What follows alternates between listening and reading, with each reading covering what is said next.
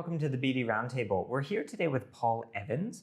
Paul is a managing director at Toro Digital, an Australian-based digital marketing company who help law firms improve their online performance and positioning. We have a chat with him about what law firms can do to help differentiate themselves on the digital front and how the business development teams can help support the law firms in this effort.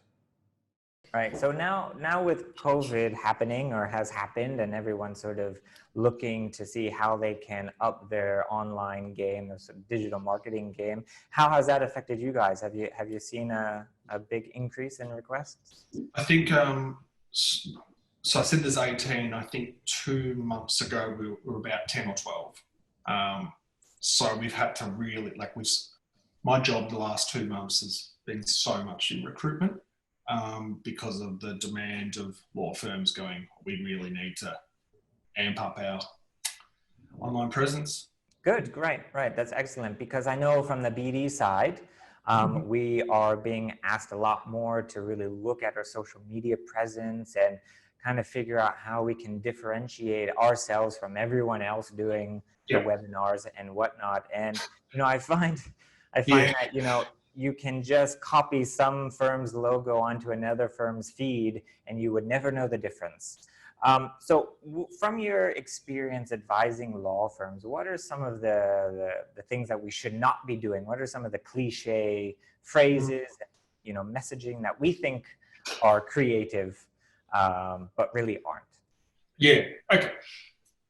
So I think the first thing I'd say is I used to do that exact same trick. And I would, in print ads, and I'm probably showing my age there, but I used to go through the the financial newspapers when I was in-house and look at the law firm ads and go, you could hide a logo and you wouldn't know the difference between them. But I think in terms of the cliches, I think that I'm assuming everyone on this call is kind of aware of them as well, is quality. Quality legal services is a term that gets sort of thrown around a lot, but what does it actually mean? Client service focused, as opposed to what? Not client service focused. Something I see quite a lot, and at the moment, at least in Australia, is talk about different pricing models. So either being fixed price or some sort of value price. Sort of billing model, and I think that's overdone as well. I think pricing is a really important topic, and it's probably a good topic for this this group. But I think most clients don't care just about price alone, and I think all the research sort of backs that. They're really looking for value, and so if your pricing model fits that, then it makes sense. But the classics at the moment are innovation, mentioning the word innovation on everything, but we've no sort of real idea of, I think, what that might mean, or what does it mean to the actual clients, just saying the words innovation. And I think relationships, like having really good client relationships, really, really important, kind of the core of all legal marketing and legal BD, but is it really a point of difference by itself, just having good client relationships or good referral relationships? And I don't believe it is. So what are some other things that we can use to differentiate ourselves? So we have we have geography, so you're in a certain amount of jurisdictions. But one thing I think we can really focus on is our lawyers' expertise, right? So how can we as a BD team translate that for the lawyer onto our social media feed? I think if you step away just even from social media for a second, I think it's like at some point you've got to draw a line in the sand and pick a niche of some description. And a niche can be it can be so many different things. I think in commercial law, often the most obvious one is industry. Having an industry experience and expertise in that, and kind of having, I guess, an empathy of what your clients are going through at this point in time. And that also applies, I think, if you're working with like family lawyers or,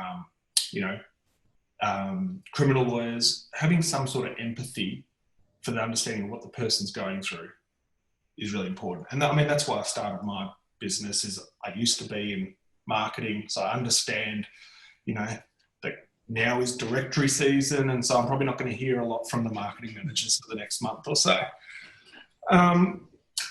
So I think industry experience is one, but then the more unique, the better. So it's really hard to prescribe things. And so I had written down some examples.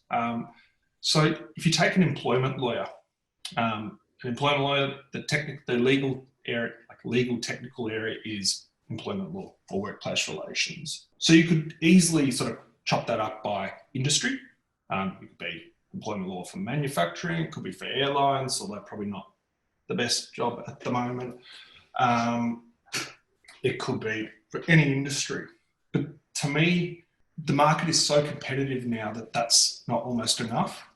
Right. So that's just one way. If you're not even doing that, I think you're really struggling. Then I'd look at, so maybe like specialist roles. So obviously with employment law, you're probably working with HR managers or HR directors. So could you be focusing on like the safety component or the L&D component? I think a lot of times the BD teams will recommend this, but then the lawyers will push back and say, no, we want to do it all. We want to show that we do everything. So what advice would you give us when we get that pushback from lawyers? Yeah, I mean, that happens a lot. So I think the advice would be twofold. And the first is focus. I would tell the lawyer that they only need to do the marketing efforts on a niche. Doesn't mean they can't act for other clients, but ask them to select sort of a type of client that they want to work with and really run at that from a marketing perspective. It doesn't mean that they can't do any other work. We still have the odd client that doesn't fit into law. Our niche is law, but we have software clients that we work with as well. But our niche is law. That's what we understand. The second, and this is a bit more aggressive, but kind of still works, is ask them then how they're going to market to that broad space. Ask them to actually come up with the ideas. And I think you'll find when you go, okay, so the way we're going to reach that market is by literally putting a billboard up at, in the CBD, and it's going to cost you $50,000 a month to do so. Watch them backtrack. And so I think that's the reality of, marketing is you don't want to be spending all your time and money on marketing. That's not what it's not why lawyers become lawyers. It's kind of a means to an end to get work. So you want to get the most bang for buck, and I think by far the best way to do that is to pick that kind of niche. There is a bit of a difference between our law firm page, right, the company page, and then the lawyer's page. Yes. And we all know from the BD side, website or social media, or social media. Let's just say LinkedIn. We have the LinkedIn company law firm page, which is all pretty scattered with posts from all different practice groups, and then we have the lawyer page. So how do we balance from the BD side, who's managing this external communications? Should we be focusing on one or the other, or do we put them all in concert? And how do we deal with that? I have a pretty strong opinion on this, and that is that the company pages, they're not a waste of time, but they're not particularly valuable. Whereas the individual profile pages are far more valuable. And I think there's a few reasons for that. Is that people do business with people, so they're not really doing business with a brand. Lawyers move around a lot, and lawyers also, law firms, change their branding quite regularly. And that part of it is as a result of mergers and those type of things, or a new head of marketing comes in and wants to do a rebrand. But the people are kind of that sort of common thing. And if you think about a really big law firm, they might have 20 practice areas. If they're posting about all their practice areas on that LinkedIn page, and say everyone's doing one post a month, that means 19 posts that month are not relevant to the people that are following that company page. Whereas if they're only posting about their niche, their area of expertise, and the people following them are going to get a lot more value out of it. The commercial side of me is also the individual page is free to get exposure. The company page is not free. Well, it's free, but it's really limited. And if you want it to be exposed, you have to actually pay to play. And that's with all the social channels, really. So we know that the lawyers page are, you know, a little bit more valuable. So what would you recommend we do? You know, have the lawyer create a post and then we from the company page share that lawyer's post? Or do we replicate the posts? You know, how do we do that? Yeah, I would say focus all your attention on the like the lawyer's posts. So actually craft a message for them, come up with whatever hashtags they need. You should be using what's called UTM links on all your posts, so you can track where the traffic is coming from to your website. So you can actually specifically say it's a particular campaign, it's come from this person's account, and is that like UTM links? Is that like bit.ly and things like that? Kind of related, yeah. So if you Google UTM links, it'll show you how to create one. Very straightforward, just looks a little bit daunting at first. And then you get all that information in Google Analytics. Well, I'll ask you a few more specific questions about that in the live Q&A for the BD Roundtable members, but a little teaser for those who aren't involved. And also, I was thinking that, you know, when we post on social media for a law firm, let's say LinkedIn, we have so many posts lined up. We post one thing on Monday and then we drop it, we forget about it, and then we post another thing and then another thing. It's sort of, we set it and we forget it and hope magically we get leads from that. So how, you know, because the lifespan of these posts is so short, what can we do to address that? I think that's just the nature of social, is that the lifespan is so short, and it's really the same as email marketing. And if you look at, you know, I obviously look at a lot of law firms' web analytics, and they're all pretty similar. It's about 3/4 of the traffic comes from search, about 10 from email marketing, and about 2 or 3%, 5% tops will come from social. Why are we even terrible source of traffic? Why are we even taking the time to do it? What if it's only 2%? Yeah, my take is social media is really good for creating awareness. So going outside of your own network, it can help for getting that exposure, but it doesn't lead to a lot of traffic to your website, to a lot of engagement. The engagement all seems to come from Google or email. Email being your own list, Google being usually people that are looking for a solution to a problem. Right, right. So one thing that I know that we can do is get our content, right, linked on other people's sites. Okay, now we're talking. Let's explore that a little bit before we wrap up, because you know, it's very clear that social media is what it is. It's just kind of there. It's an easy win for law firms. It's easy, yeah. So how can we sort of repurpose the content that we already have and get more legs from it? Yeah, I think with repurposing, content is like it's a must do, and I think that's what law firms, I think, don't do enough of at the moment.